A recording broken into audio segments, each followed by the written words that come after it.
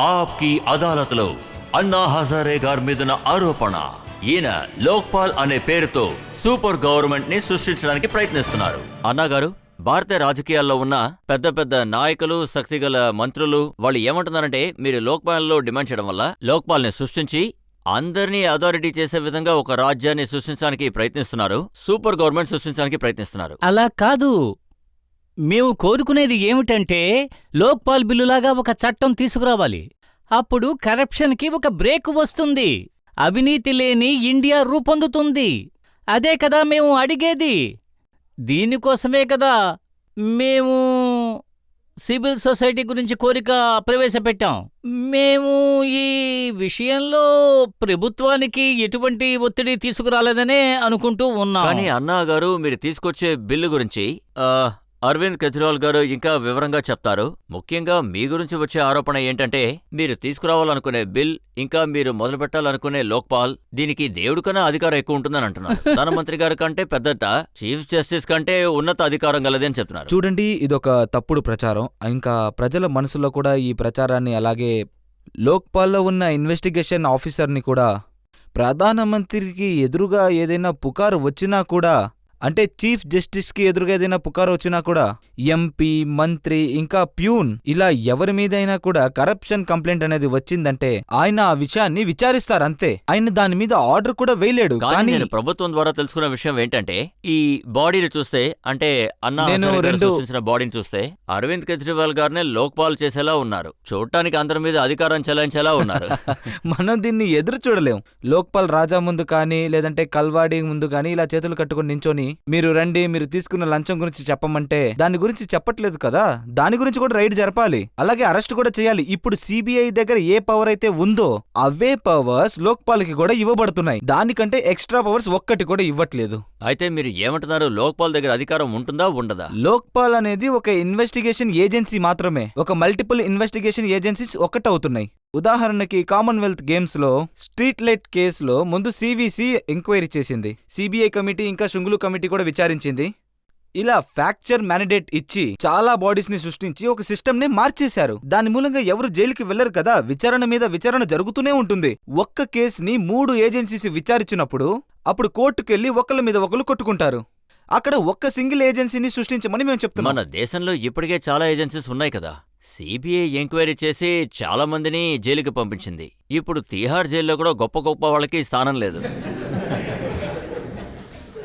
Vigilance commission ఉంది, CBC ఉంది, ఇవన్నీ సరిపోదన్నట్టు వీటన్నిటికి మీద ఇంకొక బాడీ అవసరం ఉందా? ఇప్పుడు కొంతమంది జైలుకు వెళ్లారు అంటే వాళ్ళు ప్రెషర్ ఇచ్చినందువల్లే వెళ్లారు. స్వతంత్రం వచ్చిన తర్వాత 62 ఏళ్లుగా సిబిఐ ఎంక్వైరీని జరిపించింది, విజిలెన్స్ కమిటీ కూడా ఎంక్వైరీ జరిపించింది. కానీ ఎంతమంది మంత్రులు జైలుకు వెళ్లారు, ఎంతమంది పెద్ద ఆఫీసర్లు జైలుకు వెళ్లారు చెప్పండి? ఎందుకో తెలుసా? సిబిఐ, విజిలెన్స్ కమిటీ అన్నీ కూడా గవర్నమెంట్ కంట్రోల్లోనే ఉన్నాయి. గవర్నమెంట్ ప్రెషర్ వాళ్ల మీదే ఉంటుంది. నిశ్శబ్దంగా ఉండు, లేకపోతే ఉద్యోగం పోతుంది. అందువల్లే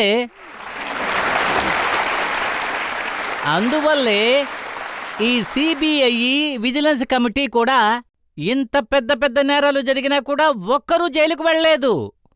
అందువల్లే దాన్ని గవర్నమెంట్ కంట్రోల్లో నుండి తీసేసి లోక్పాల్ కంట్రోల్లోకి తీసుకురమ్మంటున్నా. ఆఖరికి శిక్ష వేసేది మాత్రం జడ్జి గారే, కానీ ఎంక్వైరీ చేసేది మాత్రం లోక్పాలే, గవర్నమెంట్ కాదు. గవర్నమెంట్ దగ్గర ఉండే పవర్ని వీళ్లకు ఇవ్వాలి. ఎందుకంటే గవర్నమెంట్కి పవర్ ఇస్తే ఏమీ చెయ్యదు కదా, వాళ్ళకి తన లాభాలే ముఖ్యం. ఎవరు మనకి కావలసిన వాళ్ళు, ఎవరు మన శత్రువులు, ఎవరిని కాపాడాలి, ఎవరిని బయటికి తోసేయాలి అని ఇలాగే కదా జరుగుతోంది ఈ ప్రభుత్వం. అది కాదు, మీరు ప్రభుత్వం రికార్డ్ ఒకసారి చూడండి. అంటే మహారాష్ట్రలో ఆధార్ సొసైటీ క్యాంప్ జరిగేటప్పుడు చీఫ్ మినిస్టర్ని తీసేశారు. కామన్వెల్త్ గేమ్స్ కరప్షన్ విషయం బయటికి వచ్చినప్పుడు సురేష్ కల్మాడిని ఇంకా చాలా మంది ఆఫీసర్స్ని లోపల పెట్టేశారు.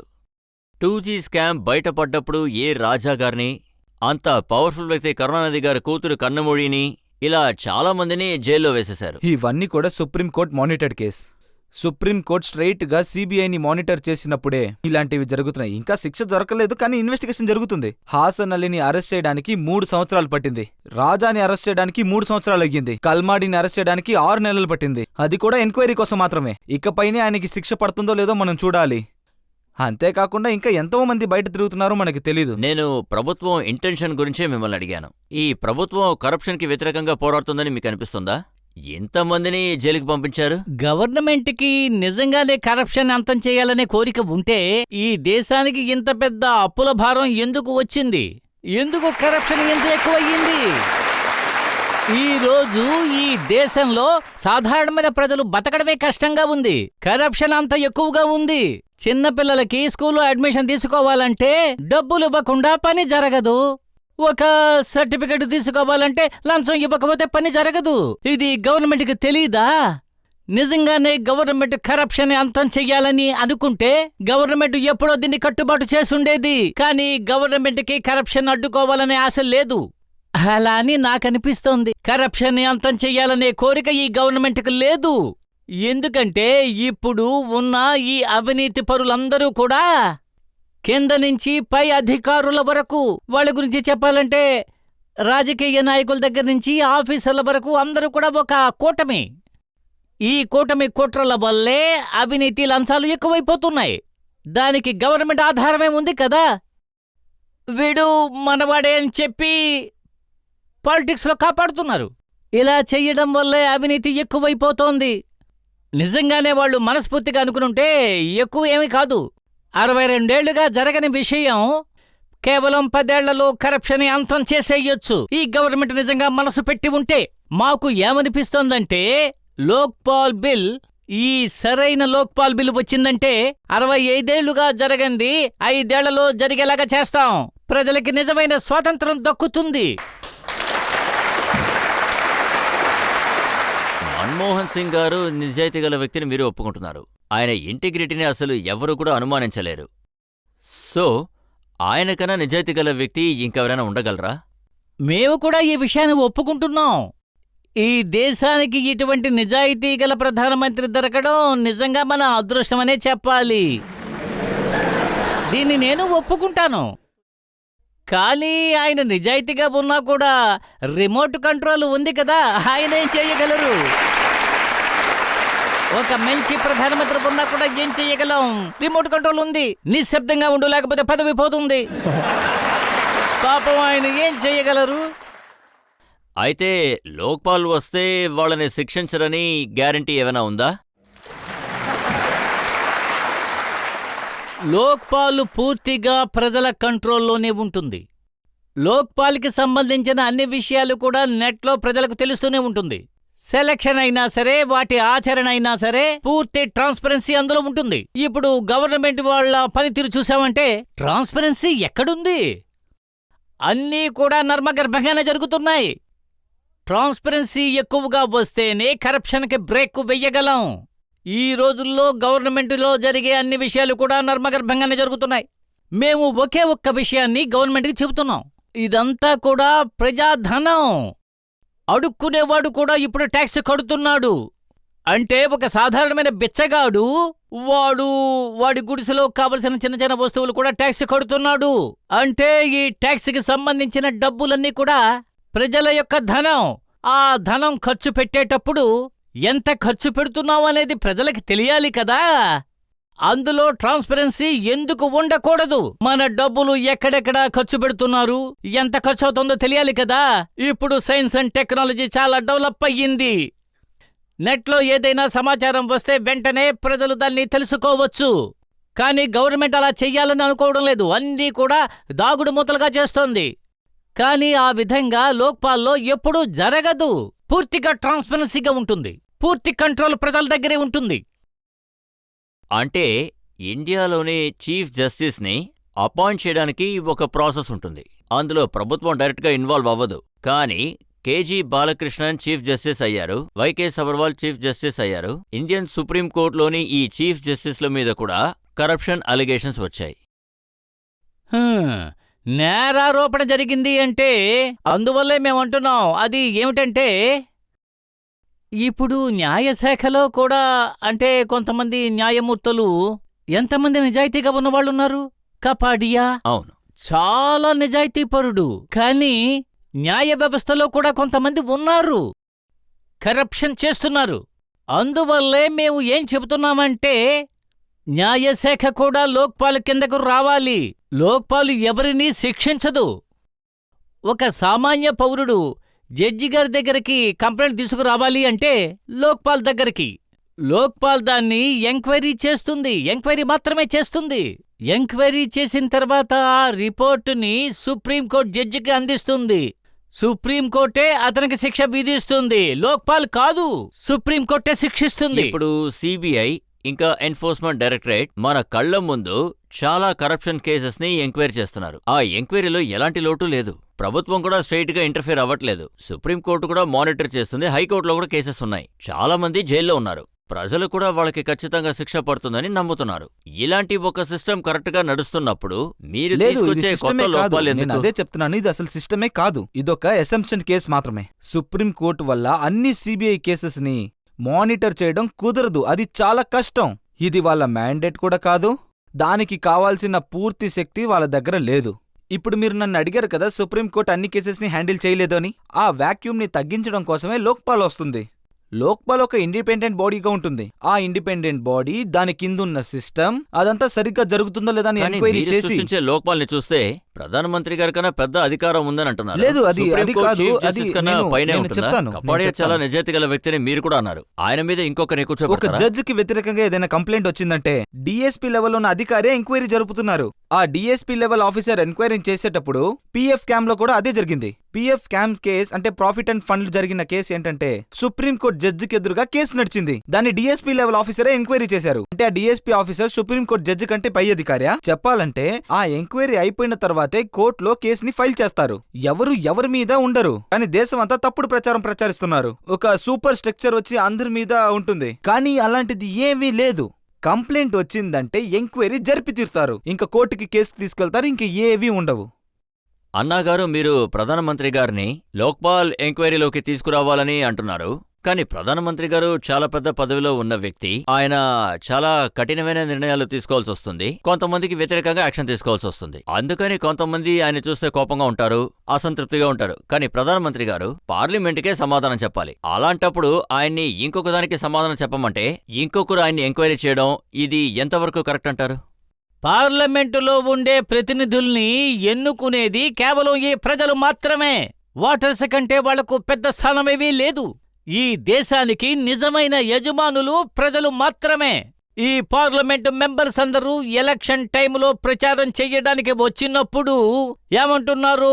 ప్రజలారా, మీరే మాకు రాజులు, మీకు సేవ చేసే అవకాశం ఇవ్వండి అని రాజానే కదా అంటున్నారు, రాజానే కదా పిలుస్తున్నారు. ఇప్పుడు ఏం జరిగిందంటే ప్రజలు తానే రాజు అన్న విషయాన్ని మర్చిపోయాడు. అదే నిజం. అందుకనే సేవకులందరూ రాజులుగా మారిపోయారు, రాజులందరూ కూడా సేవకులుగా మారిపోయారు. అంత తలకిందులుగా జరిగింది. తర్వాత ఇదేంటంటే డబ్బు మొత్తాన్ని రాజా గారు కొట్టేశారు. ఇంకొక తప్పుడు ప్రచారం కూడా వినిపిస్తుంది. ప్రధానమంత్రి మీద యాంటీ కరప్షన్ కేసు జరగట్లేదు అని ఇప్పుడే తెస్తున్నారని చెప్తున్నారు. ఇది ఖచ్చితంగా తప్పు. గత 62 సంవత్సరాలుగా ప్రివెన్షన్ ఆఫ్ కరప్షన్ యాక్ట్ కింద ప్రధాని అందులోనే ఉన్నారు. తేడా ఏంటంటే ప్రధానిని ఎంక్వైరీ చేసేది సిబిఐ ఆఫీసర్స్ మాత్రమే. కానీ సిబిఐ ప్రధాని కంట్రోల్లోనే ఉంటారు. కానీ మేమేమంటున్నామంటే ప్రధానిని ఎంక్వైరీ చేయాల్సింది సిబిఐ లోక్పాల్ మాత్రమే. సరే, మీరన్నట్టుగానే ప్రభుత్వ కట్టుబాటులో లేని ఒక లోక్పాల్ వచ్చిందే అనుకోండి. అది అందరినీ ఎంక్వైరీ చేసి సుప్రీంకోర్టుకి పంపించచ్చు. కానీ ఆ లోక్పాలే తప్పుగా మారితే అప్పుడేం చెయ్యాలి? ఒకవేళ లోక్పాల్లో ఏదైనా తప్పు జరిగిందంటే లోక్పాల్ని గమనించటానికి 5 ఉండే ఒక పెద్ద కమిటీ ఉంటుంది. లోక్పాల్లో పనిచేసే వాళ్ల మీద కంప్లైంట్ వస్తే 1 నెలలోనే వాళ్ళ మీద యాక్షన్ తీసుకుని వాళ్ళని పదవిలోంచి తీసేస్తారు. వాళ్ళ మీద యాక్షన్ తీసుకుంటారు. వాళ్ళని పదవిలోంచి తీసేస్తారు. దానికి కావలసిన ప్రొవిషన్ ఉంది. ఉంది. అంటే సెంట్రల్ విజిలెన్స్ కమిషన్ సివిసి మొదలు పెట్టినప్పుడు దానికి నాయకుడుగా ఒక నిజాయితీ గల వ్యక్తిని ఎంపిక చేసుకున్నారు. ఇప్పుడు సివిసి వచ్చేసింది, సిబిఐలో తప్పులు జరగవని చెప్పారు. అపాయింట్మెంట్ లోనే ఏ కేసుని ఇన్వెస్టిగేట్ చెయ్యాలి అన్నది సివిసికి నిర్ణయించే అధికారం ఇచ్చారు. కానీ ఆ తర్వాత ఏమైంది? సివిసి పనితీరే పూర్తిగా మారిపోయింది. అక్కడ థామస్ లాంటి ఒక వ్యక్తిని అపాయింట్ చేశారు. అలాంటప్పుడు లోక్పాల్ లో తయారు చేయబోయే 13 మంది కమిటీ మెంబర్లోనూ ఇలాంటి వాళ్ళు వస్తారని గ్యారంటీ ఏం లేదుగా. కరప్షన్ ని దాస్తూ కొంతమందిని కాపాడారని గ్యారంటీ ఇవ్వగలరా? ఇందులో ఏం చెప్పబడిందంటే ఎవరైనా సరే స్ట్రైట్ గా వెళ్లి సుప్రీంకోర్టులో కంప్లైంట్ చేయొచ్చు. సుప్రీంకోర్టు 3 నెలల్లో ఎంక్వైరీని పూర్తి చేయాలి. ఎంక్వైరీలో ఏదైనా ఆధారం దొరికితే ఆ లోక్పాల్ ని శిక్షించే ఆర్డర్ దొరుకుతుంది. కాబట్టి ఈ వ్యవస్థ యొక్క ఇంటిగ్రిటీని పెంచడానికి చాలా ప్రొవిజన్స్ ఇందులో ఉన్నాయి. ఇంకా ఏవైనా సజెషన్స్ ఉన్నాయంటే అవి కూడా యాడ్ చేసుకుందాం. కానీ మీరు చెప్పే సజెషన్స్ ని బట్టి చూస్తే న్యూస్ పేపర్లో వచ్చే చాలా రిపోర్ట్స్ ప్రకారం ప్రభుత్వం ఒప్పుకోవడానికి సిద్ధంగా లేదనిపిస్తుంది. అవును, ఇప్పటి ప్రభుత్వం దాన్ని దాస్తోంది. ఎందుకంటే వాళ్లకున్న అధికారం పోతుంది కదా. మరి ఈ పాలిటిక్స్లో ఇదే పెద్ద లోటు. అసలు విషయం ఏమిటంటే ప్రజలు తమకు సేవ చేయడం కోసం ఒకరిని ఎన్నుకుంటున్నారు. నేను వాళ్లకు సేవ చెయ్యాలి. మరి అసలు ఆ విషయాన్ని వాళ్ళు మర్చిపోతున్నారు. అధికారం నుంచి డబ్బు, డబ్బు నుంచి అధికారం, అందుకోసమే కదా పరిగెడుతున్నారు. ఒక హిందూ చనిపోతే 4 కలిసి భుజాల మీద ఎత్తుకుంటున్నారు. ముస్లిం ఎవరైనా చనిపోతే దాన్ని అలా కప్పేసి తీసుకువెళ్తున్నారు. క్రిస్టియన్ ఎవరైనా చనిపోతే ఒక పెట్టెలో మూసేసి తీసుకువెళ్తున్నారు. కానీ కొంతమంది రాజకీయ నాయకులు ఏమనుకుంటున్నారంటే శ్మశానానికి వెళ్లేటప్పుడు కూడా చైర్లో కూర్చునే వెళ్ళాలి అని అనుకుంటున్నారు. అందుకనే దేశ పరిస్థితి ఎలా ఉంది, అందుకే మన స్థితి ఎలా ఉంది. మన దేశం ఇలా ఉండటానికి కారకులే వాళ్ళు. సేవా దృక్పథమే లేకుండా పోయింది. భగత్ సింగ్, సుఖదేవ్, రాజ్గురువు లాంటి వాళ్ళు ఎంతమంది లక్షలాది మంది త్యాగాలు చేశారు. వాళ్ళు ఎందుకోసం చేశారనేది కూడా ఇక్కడ చాలా మందికి జ్ఞాపకం లేదు. ప్రభుత్వం ఒప్పుకోవడానికి సిద్ధంగా లేదు. ప్రభుత్వం దేన్ని ఊరికే ఒప్పుకోదు. మీరు సివిసి ఎగ్జాంపుల్ గా చెప్పారు కదా, the devil lies and details. రాజకీయం పేరు కోసం మాత్రం వాళ్ళు సివిసిని సృష్టించారు. పేరుకు మాత్రమే సిబిఐ. ఇప్పుడు ప్రజలు ఏమంటున్నారంటే ఈ లోక్పాల్ని జోక్పాల్ గా మారుస్తుంది ప్రభుత్వం అని. అంటే ఇప్పుడు ఈ ప్రభుత్వం ఎటువంటి చట్టాన్ని సృష్టిస్తుందంటే అందులో ప్రధాని ఉండరు, జ్యుడిషియరీ కూడా ఉండరు, మెంబర్ ఆఫ్ పార్లమెంట్ కూడా అందులోకి రారు, అలాగే లోవర్ ఆఫీసర్స్ కూడా అందులోకి రారు. మరైతే ఇందులో ఎవరుంటారని మేము ఆ మీటింగ్ లో అడిగాం. ప్రజలే, ఇంకెవరో. దానికి ప్రభుత్వం ఏం చెప్తుందంటే 2005కు పైన సీనియర్ ఆఫీసర్స్ ఎవరైతే ఉన్నారో వాళ్ళే విచారిస్తారని. దీని మూలంగా కరప్షన్ ఏమీ తగ్గదు. ఒక చిన్న బిల్డింగ్ లో ఒక ఆఫీస్ ఓపెన్ చేసి మేము లోక్పాల్ ని సృష్టించామని చెప్తారు. మాకు ఇటువంటి జోక్పాల్ ఏమీ అక్కర్లేదు, మాకు ఖచ్చితంగా లోక్పాలే కావాలి.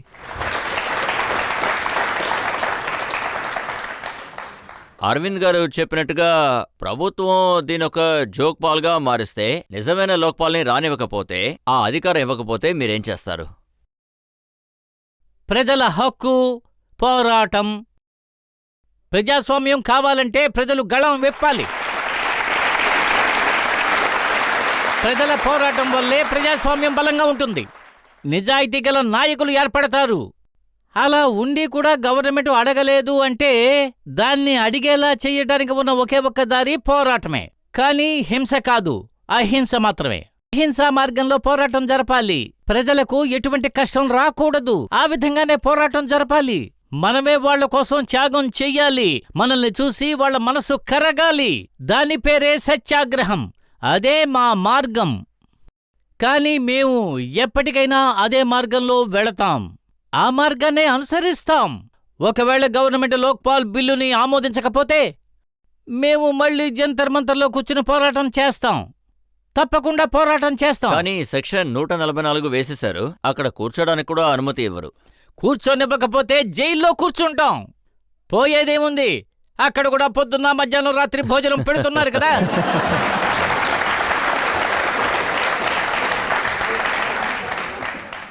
అంటే ప్రశాంతంగా పోరాటాన్ని జరిపినా కూడా, అలాగే ధర్నా చేసినా కూడా పోలీసులు లాఠీ చార్జ్ జరుపుతారు, టార్గాస్ వేస్తారు. వీటిని నేను మైదానంలో చూసాం. లాఠీ దెబ్బలు తినడానికి మేము సిద్ధంగా ఉన్నాం. ఎంతోమంది ప్రాణత్యాగాలు చేశారు. లాఠీ దెబ్బలు తినడానికి ఏముంది?